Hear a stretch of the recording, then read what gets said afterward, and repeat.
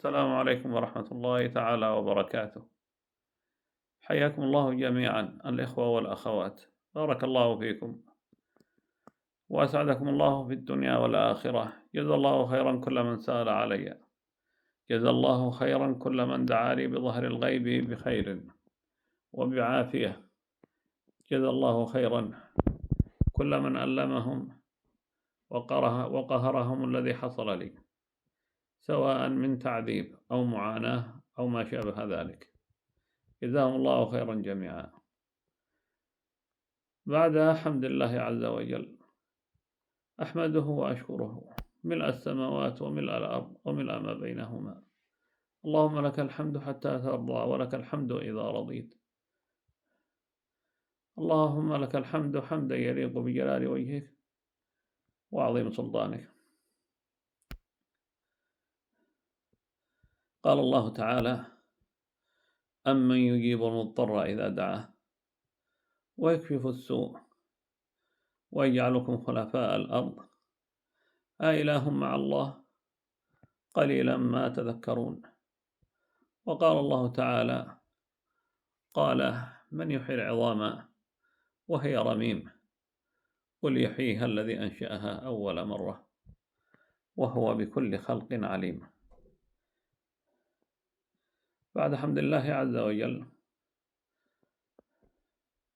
وبعد مرور هذه الأعوام العياف والتعب الجسدي والنفسي والمالي، أنا ذا اليوم أستعيد 70% من الإحساس في الأطراف اليسرى بحمد الله، مع أنه لا توجد أي حركة لحد الآن، لا توجد حركة، ولكن بداية الخير الإحساس. ولكن مع هذا الإحساس هنالك ألم شديد في الجانب الأيسر يهدني هدا، ولله الحمد على السراء والضراء. دعاؤكم يا إخواني، دعاؤكم، فإني أطلب الدعاء من كل من يشاهدني، بأن يسأل الله لي بأن يتم لي الشفاء العاجل، إنه على كل شيء قدير وبالإجابة جدير. في مثل هذا اليوم أيضا كان يوم فكاك أسري من معتقلات الإرهاب الحوثي في صفقة تبادل فردية في الأول من إبريل عام 2018.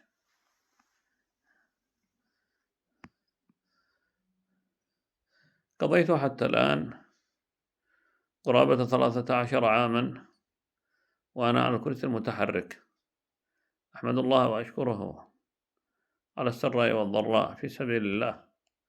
والله ما أخرجني أحد ولا أخرجتني لا دولة ولا أحزاب ولا صغير ولا كبير، ولكن أخرجني حرقة على ديني، حرقة على أن أرى الحوثي يفجر المساجد ويفجر بيوت المدنيين ويهجر الناس في دماج وفي عمران وفي مناطق اليمن، ويقتل النساء والأطفال ويفسد في الأرض ويهلك الحرث والنسل. فطلقنا الدنيا ثلاثا وخرجنا نحمل الراية في مواجهة هذا المشروع الصفوي الرافضي الذي جاءنا من مدارس قم والنجف وكربلاء، وجاءنا من ملال طهران، قاتلهم الله ولعنهم.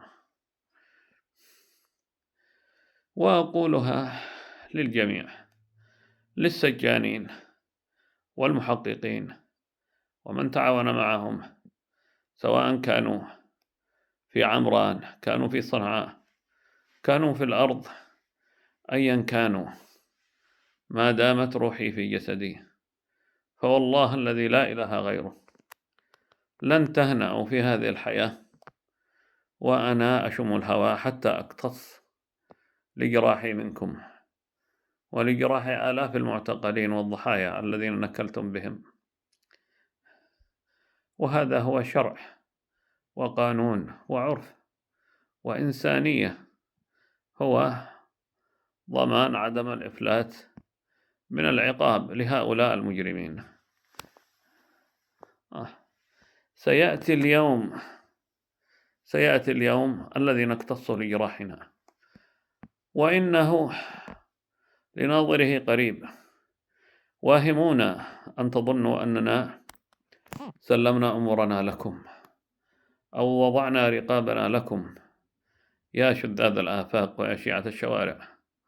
والله الذي لا إله غيره أنا على نفسي لو وضعتم جبال الأرض ذهبا لما تركت ثأري فيكم، لن أتركه. من باشر بتعذيبي، من حقق، ومن تطاول، ومن عذب، ومن وراء ذلك، ومن نافق، ومن وشى، كلكم لن أنساكم. هذا عهد بذمتي، لن أنساكم مهما مكثت من سنوات على الكرسي المتحرك.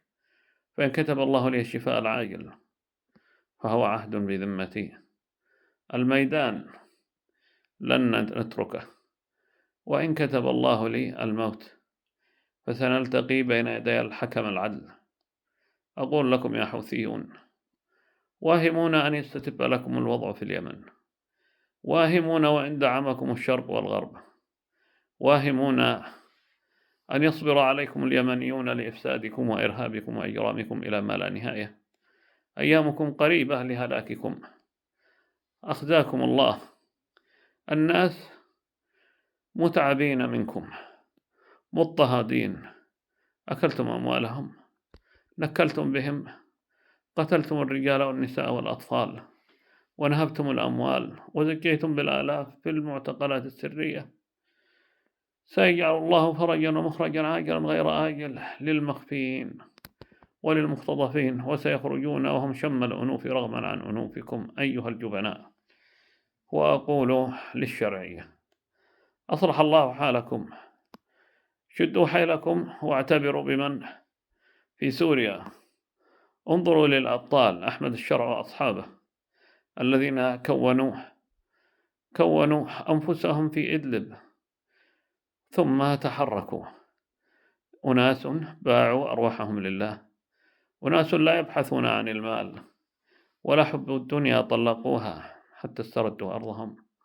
فمتى تخرجون من طبعكم وتتركون أموال السحت وتوحدون صفوفكم وتتجهون إلى صنعاء وصعدة وعمران وجميع المحافظات لتحريرها من دنس الروافض الأنجاس؟ هنالك جيل يتم تغييره بكامله ليتشيع. فالله الله في لحمتكم وتوجهكم لتحرير المظلومين من سجونهم. وأقول في الختام: إن علاجي بكامله لم تتحمل الدولة دولار واحد، ولم يتحملوا ريال واحد حتى اليوم الأول من إبريل، وحسبنا الله ونعم الوكيل. وإن كنتم قد أضعتمني فلا تضيعوا الجرحى وتضيعوا حقوقهم. هم ليسوا سائلين في أبوابكم، لهم حق قانوني وشرعي. لولاهم لما بقيتم على كراسيكم ولما كنتم في أماكنكم تتلذذون بما لذ وطاب. نعم، لولا تضحيات الشهداء وآهات الجرحى وأنين المعذبين في السجون لما كانت هنالك شرعية، ولكن الأبطال حموها والأبطال ذادوا عنها.